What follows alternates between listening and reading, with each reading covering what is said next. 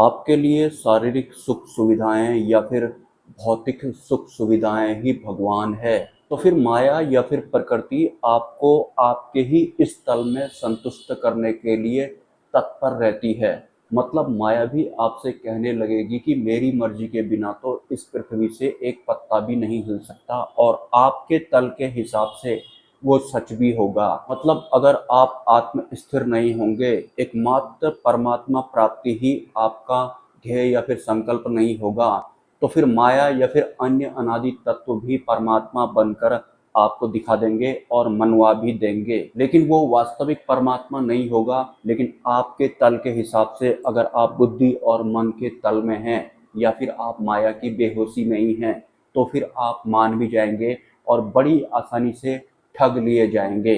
Suppose कि मैं वास्तविक परमात्मा प्राप्ति की ओर अग्रसर हूँ, या फिर मैं आत्म जागृति चाहता हूँ, आत्म स्थित होना चाहता हूँ, और वास्तविक परमात्मा का ज्ञान हमें सिर्फ वो दे सकते हैं जो वर्तमान में परमात्मा के कनेक्शन में रहते हैं, जिन्हें कि अंतिम गुरु कहते हैं। मेरी परमात्मा प्राप्ति की राह के बीच में जो भी बाधा उत्पन्न करता है वो माया होता है।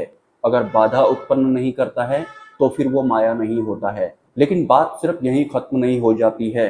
मेरा ये शरीर है, इस शरीर में मन, बुद्धि, चित्त, अहंकार या फिर तमाम तरह की इंद्रियां होती हैं जो कि परमात्मा के क्षेत्र की नहीं होती हैं, और ये ऑटो फंक्शनिंग में होती हैं, क्योंकि हमें ज्ञान नहीं होता है कि ये जो हमारा शरीर है ये भी प्रकृति ही है। इसी बात है, आत्म स्थिरता की राह पर भी मेरा मन ऑटो फंक्शनिंग करेगा, बुद्धि ऑटो फंक्शनिंग करेगा, चित्त भी ऑटो फंक्शनिंग करेगा, और बार बार मैं अपने ध्येय से भटकने वाला हूँ अगर मैं अंतिम गुरु की शरण में नहीं हूँ तो। और मेरा ये शरीर परमात्मा प्राप्ति की राह में बाधा कैसे बन गया या फिर ये रोड़े कैसे अटका रहा है, ये तब तक ही बाधा है जब तक कि मुझे इसका ज्ञान नहीं है। मैं अपने आप को शरीर मानने वाली अवस्था से पार हो चुका हूँ। मन, बुद्धि, चित्त, अहंकार का मुझे ज्ञान हो चुका है।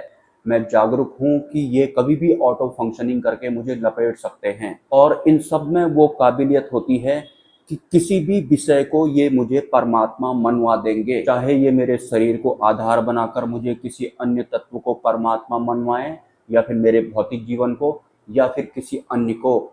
ये जो हमारा अंतकरण होता है जिसमें मन, बुद्धि, चित्त, अहंकार या फिर तमाम तरह की इंद्रियां होती हैं जो परमात्मा के क्षेत्र की नहीं होती हैं, तो अंतरिम यात्रा के दौरान जब मैं आत्म तत्व की ओर अग्रसर होता हूँ तो बीच में ही ऑटो फंक्शनिंग करके मुझे कहीं और ही पहुंचा दिया जाएगा या फिर मुझे भटका दिया जाएगा। ये जो अंतकरण होता है इसके रेडियस के अंडर में जो जो आते हैं वो सब बाधा उत्पन्न करते हैं जब तक कि हमें उनका ज्ञान नहीं होता है। ज्ञान हो जाने के बाद भी हमें सजग रहना पड़ता है, क्योंकि इनकी प्रकृति ही ऐसी होती है। मन चलता ही रहेगा, बुद्धि चलता ही रहेगा, और उसके बाद शारीरिक इंद्रियों के अगर हम गुलाम हैं तो फिर हम टाइम टू टाइम इन इंद्रियों के लपेटे और चपेटे में भी आते रहेंगे। तो सिर्फ शारीरिक मोह से ही ऊपर नहीं उठना होता है।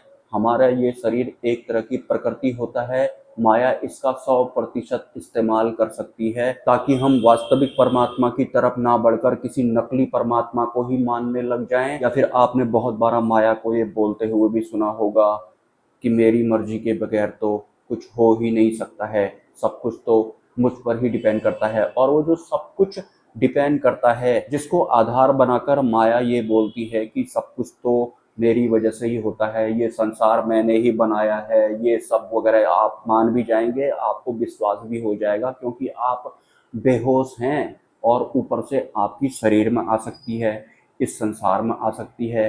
शारीरिक सुख को आप भगवान समझते हैं या फिर परमात्मा भी समझते हैं बहुत सारे लोग। तो जैसा आपका मन चाहता है या फिर जिसमें आपको संतुष्टि मिलती है उस तल के हिसाब से माया आपको वहीं पर प्रूफ कर देगी। आप बैठे बैठे किसी और को ही परमात्मा मानने लगेंगे या फिर किसी और को ही आप मुक्ति मानने लगेंगे। अंतिम गुरु के अलावा या फिर अक्षर ब्रह्म सतपुरुष के अलावा आपको परमात्मा के मामले में जो भी सुनने को या फिर जानने को मिलता है, और अंतिम गुरु कौन होते हैं, जो कि सतरज और तीनों गुणों के पार होते हैं, और परमात्मा भी तीनों गुणों के पार होते हैं। तो अक्षर ब्रह्म के तीनों गुणों से पार होने की वजह से ही जो अक्षर ब्रह्म सतपुरुष होते हैं वो परमात्मा के सबसे प्रिय होते हैं या फिर सबसे करीबी होते हैं। उनके कनेक्शन में आने के बाद ही हमें वास्तविक परमात्मा मिलते हैं। ये एक वास्तविक सत्य है। इनके अलावा आपको परमात्मा के बारे में जो भी सुनने को मिल रहा है या फिर कोई एंटिटी खुद को ही परमात्मा बोलकर आपको बुद्धि और मन के तल के हिसाब से मनवा भी रही है, आप मानने भी लग गए और किसी और के प्रति विरोधाभास जैसा भी आपके भीतर में हो गया।